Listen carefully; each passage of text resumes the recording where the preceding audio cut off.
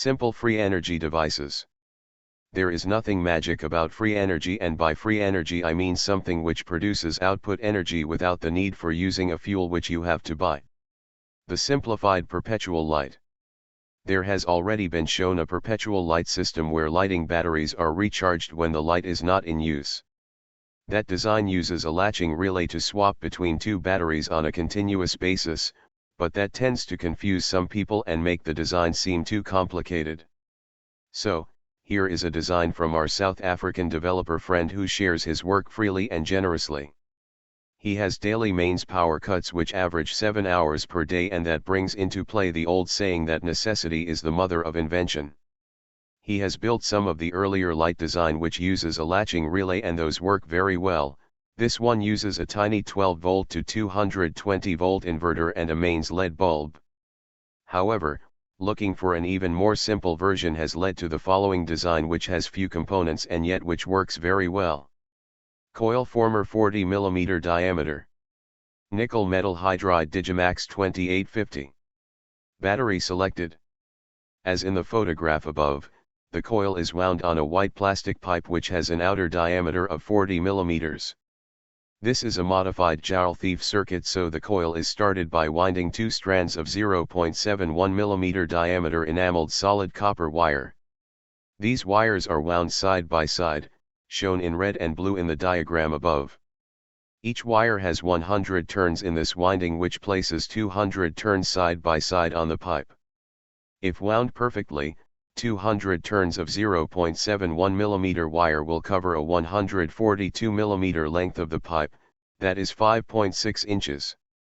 However, we need some spare space at each end of the coil, so we will need about 170 mm or 6.5 inches of pipe to make the coil. The length of wire in each of these two strands is about 13 meters, that is just under 50 grams in each strand. Having wound these first two strands of wire to form the Jarl Thief bifilar coil, we now wind a second coil on top of the bifilar coil, using the same diameter wire. This coil is 200 turns of wire wound side by side in a single helix. This coil is shown in green in the above circuit diagram and requires about 26 meters of wire, that is just under 100 grams of wire. When winding a coil, always remember to leave sufficient length at each end of the coil to be able to make the circuit connections afterwards. The circuit is very simple, being just two LED arrays providing 160-degree wide lighting when powered by a battery. With this arrangement, either battery can be selected by the top switch and the light turned on or off using the lower switch. However, it is important to select the right components for every part of the circuit.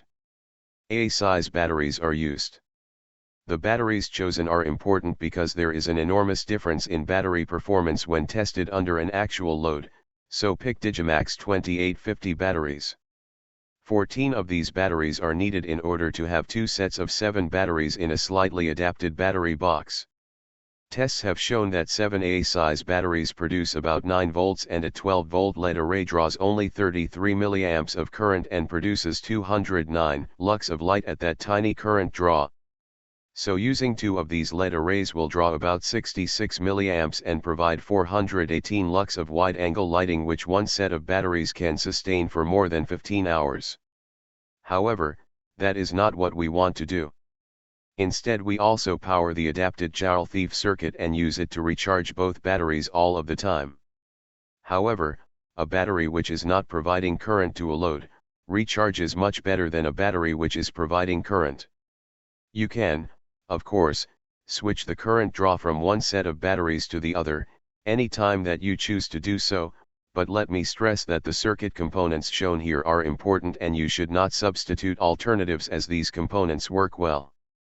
We live in a massive energy field and we recharge the batteries by persuading that energy field to do it for us. This is accomplished by producing a series of voltage spikes. Those voltage spikes disturb the energy field, and as it settles back down it feeds energy into our circuit.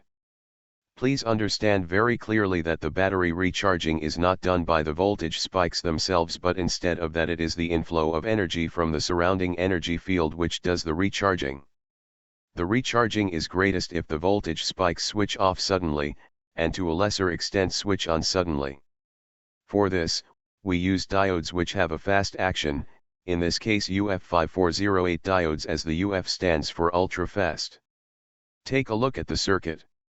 The best performance is when the transistor is a T13009, which is also sold under the name MJE13009. The 2700 picofarad capacitor is important, as is the value of the 51 kilo ohm resistor. If you generally use the more basic series of resistors, then a 51 kilo ohm resistor can be a 47 kilo ohm resistor and a 3.9 kilo ohm resistor in series. The bridge of 4 UF5408 diodes can be replaced by MRS405L diode bridge if you prefer. Patrick J. Kelly.